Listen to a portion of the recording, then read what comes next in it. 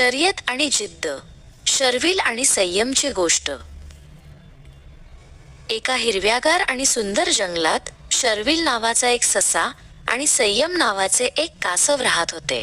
शर्विल खूप चपळ होता आणि त्याला वेगाने धावायला खूप आवडायचे. तो नेहमी इकडे तिकडे उड्या मारत फिरायचा. शर्विलला त्याच्या वेगाचा खूप गर्व होता. एक दिवस तो संयमला म्हणाला, संयम, तू किती हळू चालतोस. माझ्याकडे बघ, मी वाऱ्यासारखा धावू शकतो. आपण दोघांनी शर्यत लावली तर मी नक्कीच जिंकेन. संयम खूप शांत स्वभावाचा होता. त्याने हसून शर्विलचे आव्हान स्वीकारले. जंगलातील सर्व प्राणी ही शर्यत पाहण्यासाठी एकत्र जमले.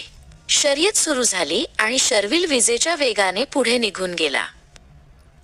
शर्विल थोड्याच वेळात खूप पुढे निघून गेला.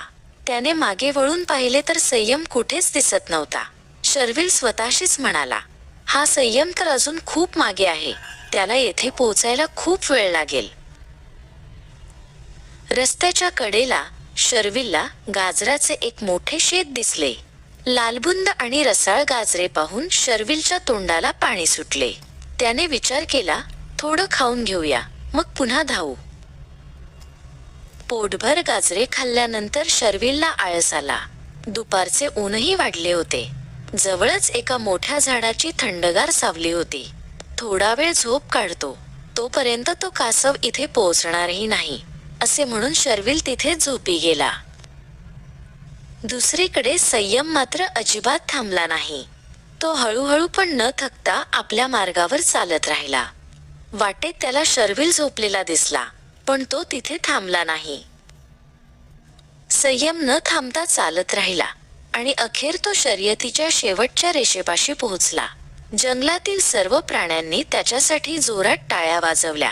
त्या आवाजाने शर्विलची झोप अचानक उडाली.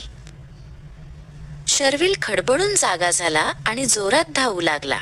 पण जेव्हा तो शेवटच्या रेषेजवळ पोहोचला तेव्हा त्याने पाहिले की संयम आधीच तिथे पोहोचला होता आणि शर्यत जिंकला होता. शर्विलला आपल्या गर्वाचा खूप पश्चात्ताप झाला. संयमने शर्विलला समजावले की फक्त वेग असून चालत नाही, तर कामात सातत्य असणे महत्त्वाचे आहे. शर्विलने आपली चूक मान्य केली आणि तेव्हापासून त्याने कोणालाही कमी लेखणे थांबवले. बोध: सावकाश आणि सतत काम केल्याने यश मिळते.